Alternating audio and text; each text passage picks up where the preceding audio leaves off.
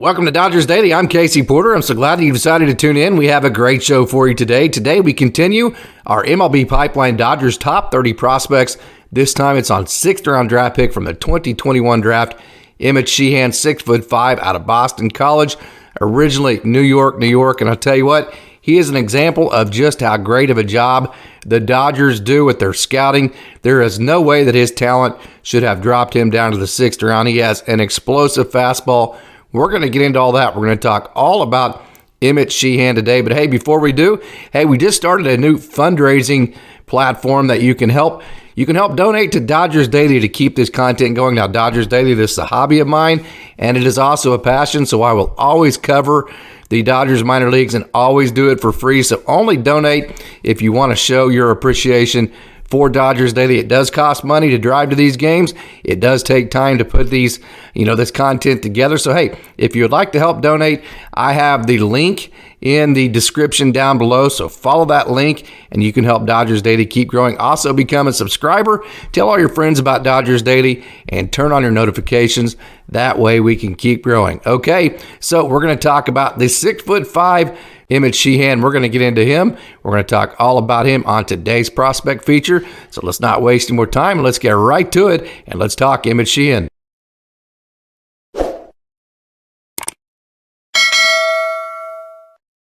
As we get started talking about Emmet Sheehan, the first thing you need to notice is he has big 6'5", and he gets great extension.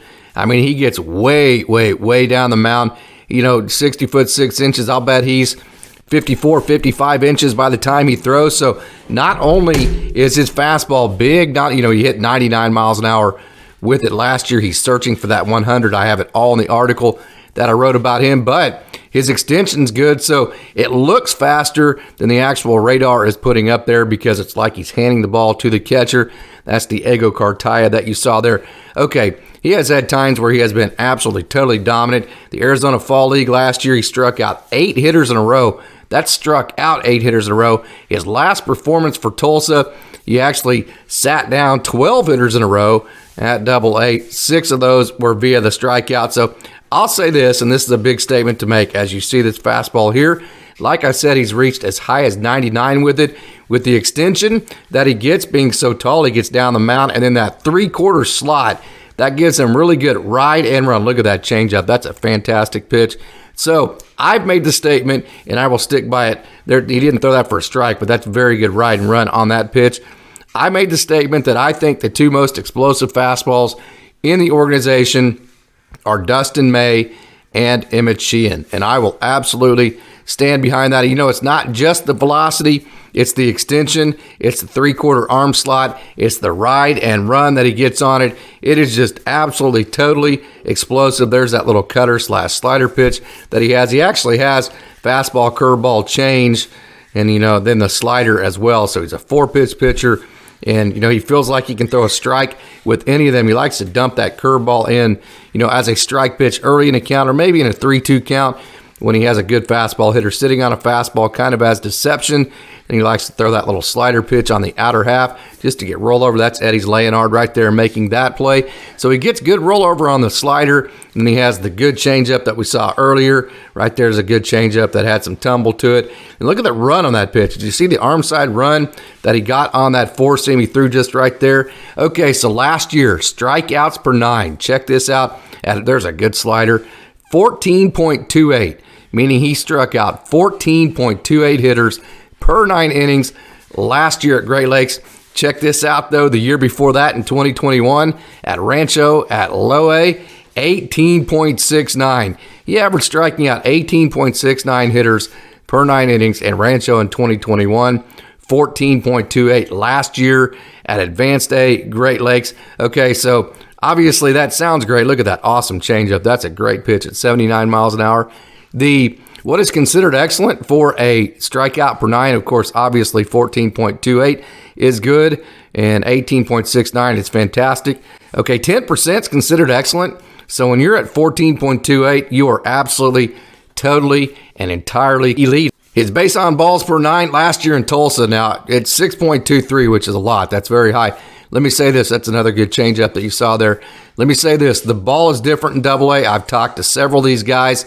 that moved up, Nick Nastrini, Kevin Malashevsky, a lot of guys that have moved up, and that double-A ball for a while is difficult to get used to gripping because it's just a different feel to it. So I am not worried at all about the base on balls per nine after he came up to Tulsa last year, because I'm sure he was dealing with just getting used to the grip of a new ball and trying to get, the spin rate and everything going with the new baseballs at the double-A level. Okay, at Great Lakes last year, he walked 3.96 hitters per 9 innings. I think he would be the first one to tell you that that base on ball per 9 innings percentage needs to come down some. 3.2 is considered below average, so no doubt about it. He needs to reduce his walks per 9 innings down to around 3. If he can keep that explosiveness with the fastball like he did in his last outing with Tulsa, where he didn't walk anybody. Look at that big old curveball. That's what I'm talking about. Look at the count there. He just threw it to get strike one. He likes to dump it in there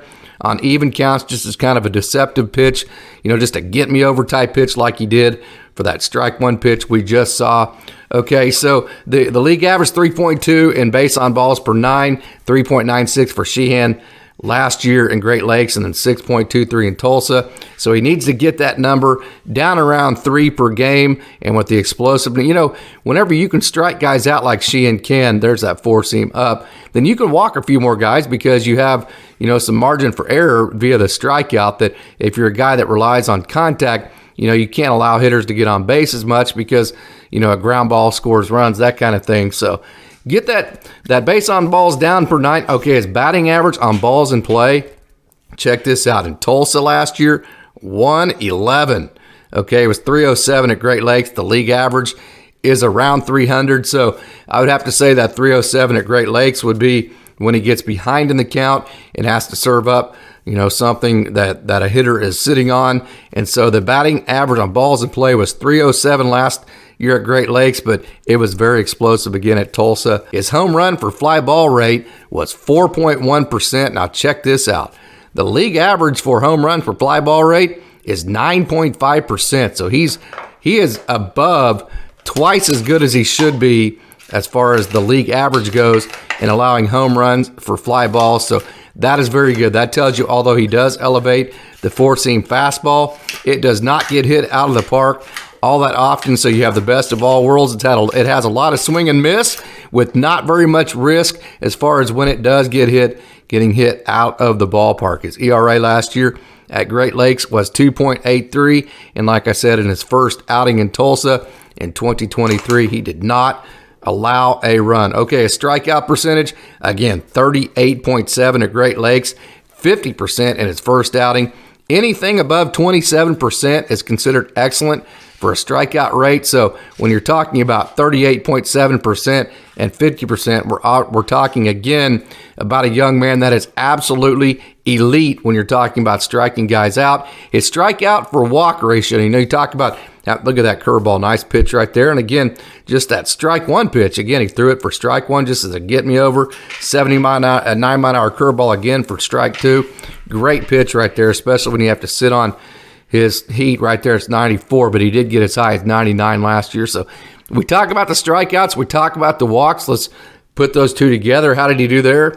Okay, his strikeout for walk ratio last year was 3.61. So he had 3.61 strikeouts for every walk, and anything above about 2.5 is good, and he is well above that. So that's a good trade-off and a good ratio. His average against last year was 178 at Great Lakes, and his first performance was 0.00 this year in Tulsa. So his average against was absolutely fantastic. His walks and hits per innings last year at Great Lakes, and I'm not going over the Tulsa numbers from 2022 because he just didn't have a big enough sample size for the statistics to actually matter at all. And again, he was adjusting to the AA baseball.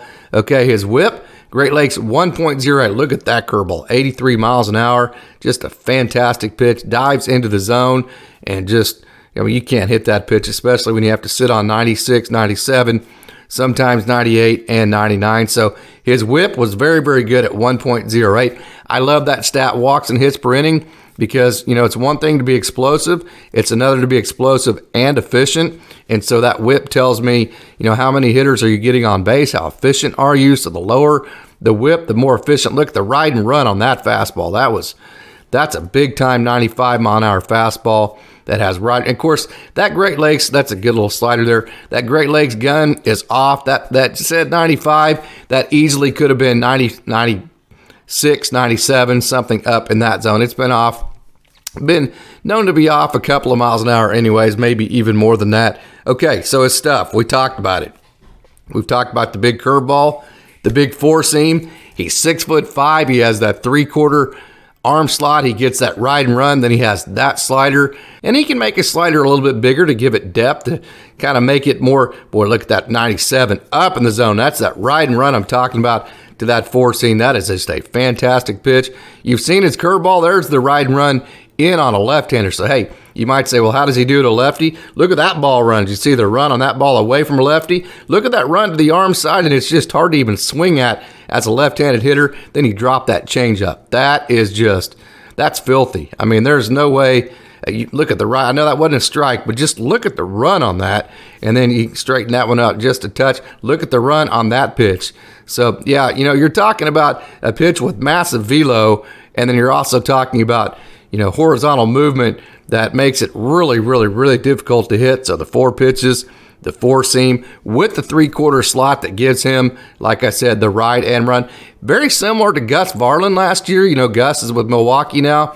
Whenever Gus moved to the bullpen, he started maxing out and started hitting 98. And the ride and run factor to his fastball is really what separates him. And that's why he's in the major leagues right now, because he has that great fastball. Very similar to Sheehan as far as the effect of that. And then the changeup, we've seen a couple of those. There's a good slider that we've talked about. And then also we've seen a couple of curveballs that you saw him dump in just for strike one. Then you also saw him tumble one for strike three as well into the dirt for a strikeout. So Emmet Sheehan, the four pitches, he just absolutely is totally explosive. I'll say it again. I think he and Dustin May had the two most explode. Look at that slider. That has some depth to it right there. That was a good pitch. That one backed up on him a touch. But he and Dustin May, I think, had the two most explosive fastballs in the organization. When I say explosive, what do I mean? Hey, it's one thing to throw hard and have the velo. It's another to have movement to it. And then when you add the extension as far as how he gets down the mound, then the 3/4 slot, and then the way he hides the ball, it looks like it's almost coming out of a slingshot. When you throw all of that together, it makes that fastball very, very explosive.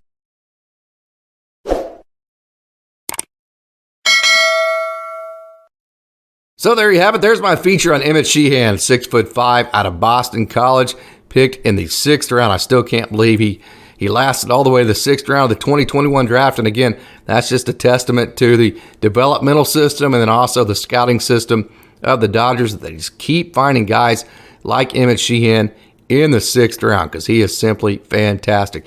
Hey, fans, one more reminder before we get out of here. I hope you tune in to all of our other Dodgers Top 30 Prospect features as well. Our next one's going to be on River Ryan. And also, hey, again, we started a new fundraiser. If you like this kind of video and this kind of content, it takes money to drive to these games and it takes time to put this content together. So if you want to show your appreciation for Dodgers Daily, go down to the description, look at the link where you can go donate if you want to. If you don't, no big deal. I will continue to provide all this content forever for free. This is a passion of mine. I love doing this. It's an absolute privilege to get to bring you this kind of content. So, hey, no pressure whatsoever, but if you'd like to show your appreciation and if you'd like to help Dodgers Daily keep growing, go ahead and follow that link and, hey, donate whatever you can, whether it be 50 cents or whatever. We would certainly appreciate that. Also, become a subscriber if you're not. Tell your friends about Dodgers Daily and turn on those notifications.